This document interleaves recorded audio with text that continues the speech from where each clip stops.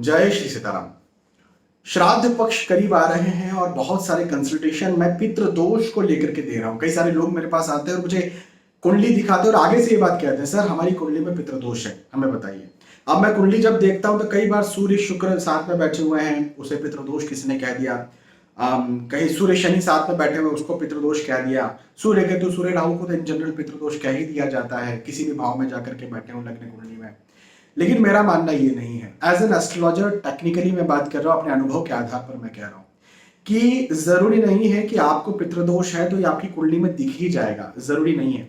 इसके कुछ सिम्टम्स होते हैं। जैसे हम डॉक्टर के पास जाते हैं ना, तो डॉक्टर जो है जरूरी नहीं कि आपकी ब्लड रिपोर्ट ही देखे और उसके बाद ही वो डायग्नोसिस करे कि अच्छा ये है। कई बार होता है कि आप कुछ उसको बोले ऐसा ऐसा ऐसा ऐसा ऐसा ऐसा हो रहा है और वो उसके आधार पर ही अपना डायग्नोसिस करके जो है मेडिसिन लिख करके दे दे और आप उसे ठीक भी हो जाए, तो उसका लॉजिक भी उसने बैठाया। तो उसी प्रकार से कई बार कुंडली में दिख जाता है, लेकिन कई बार नहीं भी दिखता है पितृदोष। जी हाँ, इस बात का ध्यान रखिएगा। तो एग्जैक्टली पितृदोष होता क्या है? वैसे तो जो कुंडली में जैसे मैंने कई बार ये मना किया कि कुंडली में सूर्य शुक्र सूर्य शनि ये बैठे हुए हैं और उसको पितृदोष कह करके डरा दिया गया, ये बिल्कुल नहीं है। पितृदोष नाम की ऐसी कोई चीज होती भी नहीं है। इस प्रकार से कही जाती है पितृदोष, ऐसी कोई चीज नहीं होती। इस पर मैं पहले वीडियो बना चुका हूं। लेकिन फिर भी मैं आपको इसका एक अलग पहलू बताने वाला हूं। पितृ कौन है, पहले आप ये समझिए। तो पितृ जो है, जो हमारे फैमिली मेंबर्स थे लेकिन जिनकी मृत्यु हो चुकी है, वो पितृ है। भले ही उनकी उम्र कुछ भी रही हो, हाँ, कोई वो बच्चा भी रहा हो फैमिली मेंबर, वो कोई वृद्ध व्यक्ति, जवान व्यक्ति कोई भी रहा हो, यदि उसकी अनफॉर्चुनेटली मृत्यु हो चुकी है तो वो हमारे अब पितृ बन चुके हैं, है ना, पहली बात। अब हम जो विश्वास करते हैं वो आत्मा में विश्वास करते हैं। हाँ, हम हमारे अंदर आत्मा है, ये बात तो पूरी तरह से सही है। लेकिन जब हम आध्यात्मिक तौर पर बात करें तो क्या होता है कि जब हमारी मृत्यु होती है, श्रीमद् भगवत गीता में भी लिखा हुआ है, जब हमारी मृत्यु होती है तो हम इस शरीर को कपड़े की तरह छोड़ देते हैं। अब ये शरीर को कपड़े की तरह छोड़ देते हैं, लेकिन आत्मा को कोई ना कोई कपड़े चाहिए, मतलब कोई ना कोई शरीर चाहिए सरवाइव करने के लिए। बिना शरीर की आत्मा रह नहीं सकती है। तो अब ऐसी स्थिति में जब आत्मा इस शरीर को छोड़ेगी तो इसके बाद में, कुछ समय बाद में, उसे कोई शरीर मिलेगा। किसी जीव को कुछ भी शरीर मिल सकता है। वो कुत्ते का मिल सकता है, वो बकरे का मिल सकता है, वो गाय का मिल सकता है, वो इंसान का वापस से मिल सकता है, वो पिशाच का मिल सकता है, वो चांडाल का मिल सकता है। मेरी बात सुनिएगा। शास्त्रों में यह बात वर्णित है कि आत्महत्या करने वाले की एक गति होती है। गति का क्या मतलब है? आत्महत्या जो व्यक्ति करता है उसे एक शरीर मिलता है, और वो शरीर कौन सा होता है? पिशाच का शरीर मिलता है या फिर चांडाल का शरीर मिलता है। हाँ, तो ऐसी स्थिति में क्या होता है कि यदि हमारे यहां से कोई व्यक्ति डायरेक्टली गया, अब देखो मेरी बात को अन्यथा मत लेना, समझने की कोशिश करना। कोई व्यक्ति डायरेक्टली गया, अब उसने हो सकता है आत्महत्या हुई हो, चाहे उसको कुछ पाप हुए हो, नॉनवेज, अंडा, ये सब चीजें खाना जो है ना, आपने किसी को खाया काट करके, आप कौन सी गति में जाने वाले हो? तो इस चीज को भी समझने की कोशिश करना मेरी बात को। तो या किसी का बलात्कार किया हो, है ना, किसी का कोई अपराध नहीं, कुछ नहीं, और किसी की हत्या की गई हो। हाँ, ऐसी स्थिति में जब कोई व्यक्ति जाएगा तो उसे हो सकता है कि कोई ऐसा शरीर प्राप्त हो जिस शरीर से वो तुष्ट ना हो, मतलब खुश ना हो। तो हो सकता है कि वो पिशाच का शरीर उसे मिले, हो सकता है उसे चंडाल का शरीर मिले, हो सकता है कोई नीच शरीर मिले, है ना।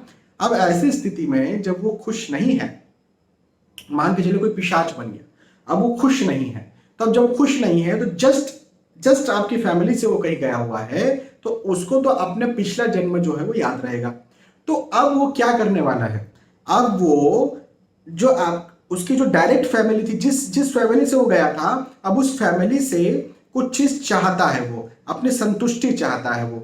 अच्छा, एक चीज मैंने सुनी है विद्वानों के मुख से कि पिशाच जो होता है ना, उसका जो मुंह होता है वो बिल्कुल सुई के आकार का होता है, मतलब खाने पीने की कोई चीज जाती नहीं, हमेशा अतृप्त रहता है वो। शरीर बहुत बड़ा होता है और मुंह जो है वो सुई के जैसा होता है, मतलब जल्दी जल्दी वो कुछ खा पी नहीं पाता है ना, खा पी नहीं पाता तो हमेशा अतृप्त रहता है। अब यदि अतृप्त है तो वो क्या करेगा, वो जो है वो तृप्ति मांगेगा, किसी से तृप्ति मांगेगा। अब तृप्ति किससे मांगेगा, तो पिछले तो कई जन्म उसके रहे होंगे जिसे हो सकता है वो भूल जाए, लेकिन इस जन्म में चूंकि वो गया है तो वो अपने जिस जिस जिस फैमिली से गया है उसी से तृप्ति मांगेगा। और जब वो उससे तृप्ति मांगेगा तो फिर क्या होगा, निसंदेह कहीं ना कहीं कुछ ना, या तो सपने में आएगा, या तो कोई काम में रुकावट लगेगी। हो सकता है उनका उसका इंटेंशन ये ना हो कि वो रोके, है ना, लेकिन वो काम में कहीं ना कहीं रुकावट हो। जैसे एक एग्जांपल के तौर पर मैं बताता हूँ, कोई बच्चा है, वो बच्चा बीमार पड़ गया, घर का, अपने घर का बच्चा है, वो बीमार है, अब वो 2 दिन 3 दिन बीमार रहा। तो ऐसी स्थिति में क्या बच्चे का इंटेंशन ये है कि वो आपको तंग करे, क्या बच्चे का इंटेंशन ये है कि वो आपको काम पे न जाने दे या काम न करने दे, नहीं, ये इंटेंशन नहीं है। लेकिन वो बच्चा करा रहा है, वो परेशान हो रहा है, वो आपसे अटेंशन चाहता है, और नहीं भी अटेंशन तो आपका भी फर्ज ये है कि आप उसको ठीक कर दें, है ना, डॉक्टर के पास ले जाए वगैरह वगैरह।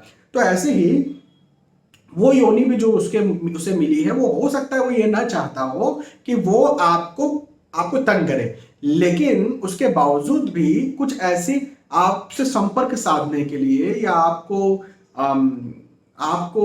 कुछ बताने के लिए वो बार बार हो सकता है आपके पास आए। और आप चूंकि ये अनवांटेड चीजें झेल करके आप अपने आप को बीमार महसूस करें, आप अपने घर की एनर्जीज को, नेगेटिव एनर्जीज महसूस करें, इस प्रकार की स्थितियां कई बार पैदा हो जाती है। बार बार बीमार पड़ना, कई बार घर में झगड़े होना, कि मन अशांत रहेगा तो झगड़े होंगे घर में, है ना, ऐसी स्थितियां कई बार जो है पैदा होती है। बुरे सपने आना, नींद अच्छे से ना होना, ये कई पितृदोष की निशानियां हैं। ठीक है, तो जरूरी नहीं कुंडली में सूर्य केतु बैठे हुए हैं और तभी ये होगा, हो सकता है कुंडली में पितृदोष ना दिख रहा हो तो भी ये चीज स्थितियां बन जाए, है ना। तो अब जैसे मान के चलो कि किसी को पितृदोष है, पितृ तो एक फैमिली के 5 मेंबर है ना, तो किसी एक को पितृदोष है तो दूसरे को फिर पितृदोष क्यों नहीं होगा, मुझे ये बताइए। क्योंकि जो एक के पितृ है वो दूसरे के भी पितृ है, तो दूसरे को पितृदोष कुंडली में नहीं है और एक को पितृदोष है, अब ये कौन सी बात हुई। तो यहां से हम ये ले सकते हैं कि हो सकता है पूरे परिवार को पितृदोष हो, लेकिन पूरे परिवार की ये एक काउंसलिंग करना पड़ता है, क्या ये चीजें होती हैं जो पितृदोष में हो रही हैं। यदि नहीं हो रही है तो फिर आपको पितृदोष नहीं है, डरने की क्या जरूरत है। और यदि हो रहा है तो भले ही आपकी कुंडली में सूर्य केतु साथ में ना बैठे हो, सूर्य राहु साथ में ना बैठे हो, तो भी आपको पितृदोष हो सकता है, क्योंकि आपके पितृ परेशान है। या तो कई बार ये स्थितियां भी होती है कि वो जो पितृ हमारे यहां से गए हैं उनको ऐसा कुछ शरीर मिल गया है जो कि कीड़े मकोड़े का, या फिर जो बुरा शरीर है, जो तृप्ति नहीं ले पाता है, हाँ, खुद को तृप्त नहीं कर पाता, ऐसा कोई शरीर मिल गया। तो ऐसी स्थिति में भी कई बार हमारे शास्त्रों में ये कहा जाता है कि ये जो श्राद्ध तर्पण होते हैं ना, जब आप श्राद्ध और तर्पण करते हैं तो आपके पितरों को, मतलब जो चले गए हैं, वो उनको तृप्ति मिलती है। अब ये भी हो सकता है कि वो पितरों की आत्मा ही हो, मतलब अभी तक उनको कोई शरीर ना मिला हो तो भी उनको तृप्ति मिल रही है। हो सकता है उन्हें शरीर मिल गया हो, वो खराब शरीर मिला हो तो भी उनको तृप्ति मिलेगी। और हो सकता है भगवान की कृपा, भगवान करे ऐसा ही हो कि उनको या तो मुक्ति मिल गई, तो मुक्ति मिल गई तो कोई बात ही नहीं है। ये तो ऐसा है कि भाई आपको पता नहीं ना, गॉड नोस मुक्ति मिली कि नहीं मिली, फिर भी श्राद्ध तो करिए आप, पता नहीं मुक्ति मिली कि नहीं मिली, आप श्राद्ध करते रहिए उनको तृप्ति देने के लिए, क्योंकि मुक्ति मिल गई, तृप्ति की उनको जरूरत है नहीं, फिर भी हमें पता नहीं ना, तो करते रहिए श्राद्ध। और कि कोई दूसरा जन्म मिल गया, जैसे एक और चीज मैं बताता हूँ, जैसे हम हैं, है ना, अब हम हैं तो कई बार हम ये पाते हैं कि कभी कभी हमें बहुत खुश, बहुत अच्छा लगता है, हाँ, या किसी का जीवन आप ऐसा पाते हैं कि यार सोने का चम्मच मुंह में लेके पैदा हुआ, क्या इजी लाइफ है उसकी। तो हो सकता है कि ऐसा कुछ हो रहा हो कि उसके जो पिछले कर्म रहे हों वो बहुत अच्छे रहे हों, जिससे उसने मनुष्य का शरीर पा लिया और दूसरा शरीर नहीं पाया। और अब जो उसे कोई उसके घर वाले जो हैं वो उसका श्राद्ध पक्ष करते हो, जिसकी वजह से जो है वो अब तृप्त है, इस जन्म में वो तृप्ति महसूस कर रहा है, इस जन्म में वो खुश है ना। हो ये भी हो सकता है कि उसने पिछले जन्म में अच्छे कर्म किए हो, उस कर्म की वजह से भी खुश है, ये भी हो सकता है, भगवान जाने, भाई कोई नहीं जानता। लेकिन आप जब श्राद्ध कर रहे हैं तो ये भी कहा जाता है कि श्राद्ध से भी उसके आत्मा को तृप्ति मिल रही है, और आत्मा की तृप्ति ही सब कुछ है। देखो मैं आपको एक बात बताऊं, हमारी आत्मा जब खुश है ना, कोई व्यक्ति 1 लाख में भी खुश है, 1 लाख रुपए महीने में भी, और कोई व्यक्ति 10 लाख रुपए महीने में भी नहीं खुश है। तो ये है आत्मा की तृप्ति, आत्मा की खुशी। तो ये जो श्राद्ध तर्पण किए जाते हैं, आत्मा की तृप्ति, आत्मा की खुशी के लिए किए जाते हैं। भगवान करे मुक्ति मिल जाए जितने भी कोई भी, पहली बात तो असामयिक मृत्यु कहीं ना हो, ये मैं प्रभु से प्रार्थना करता हूँ। असामयिक मृत्यु मतलब कि बच्चों की, जवानी में किसी की मृत्यु ना हो, लेकिन बुढ़ापे में एक वक्त तो हर किसी को जाना है, तो वो जो जाए वो मुक्ति भगवान करे मिल जाए। तो हम श्राद्ध तर्पण करते हैं, और चूंकि उन्हें तृप्ति की जरूरत नहीं है तो भी श्राद्ध तर्पण आप करते रहिए, क्योंकि हमें ये पता नहीं है, प्रार्थना तो हमने कर ली लेकिन हमें पता नहीं है कि उन्हें मुक्ति मिल ही गई है। तो यदि मुक्ति नहीं मिली है, इस केस में हम जब श्राद्ध तर्पण करते हैं तो चाहे उनकी आत्मा हो, चाहे उन्हें कोई शरीर मिला हो, वो खुश रहते हैं। और यदि वो खुश रहते हैं, अब देखो अभी तक हम बात कर रहे थे परमार्थ की। परमार्थ मतलब दूसरे के भले की, उनके भले की, है ना, कि हम उनको तृप्ति दें, हम उनको श्राद्ध तर्पण करके तृप्ति दें।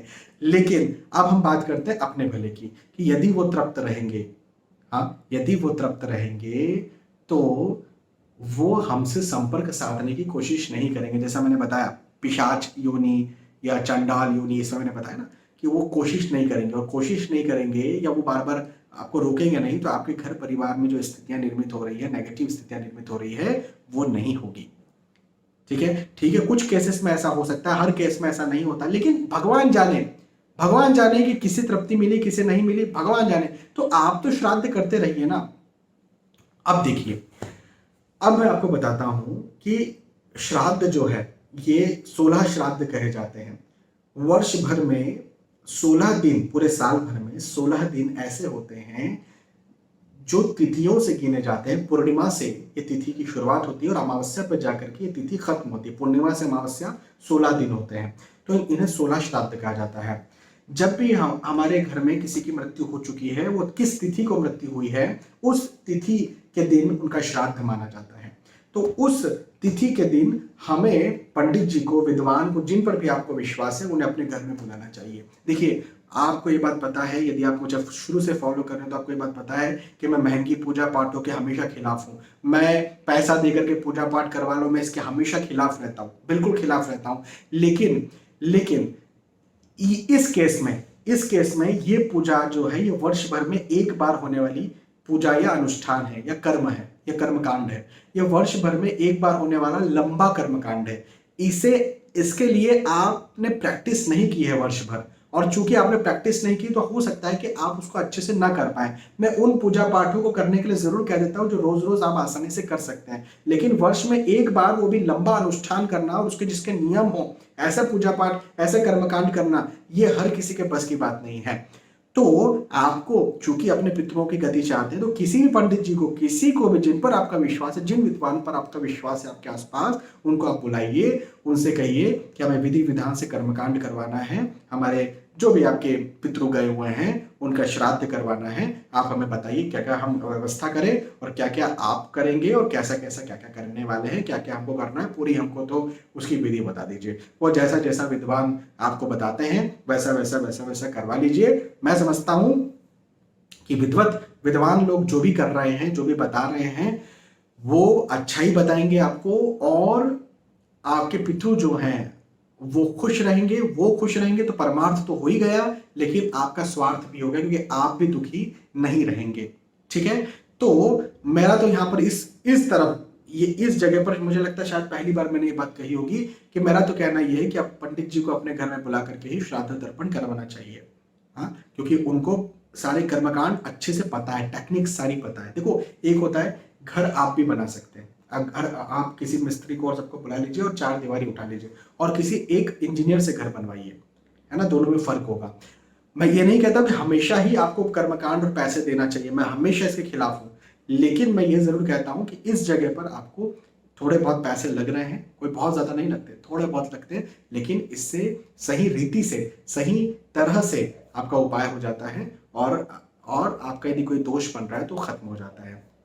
फिर भी मैं आपको ये जरूर कहूंगा कि रोज सूर्य देवता पर जल जरूर चढ़ाते रहिए।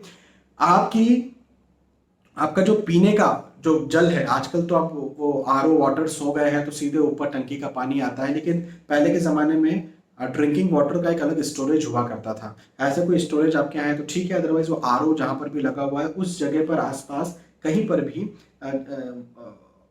दिया, घी का दिया आपको शाम के वक्त ज़रूर जलाना चाहिए। तुलसी जी में भी दिया ज़रूर जलाना चाहिए। और हर पूर्णिमा, हर अमावस्या पर, खास तौर पर हर अमावस्या पर आपके जो पितृ हैं उनके नाम से आपको थाली सजाना चाहिए।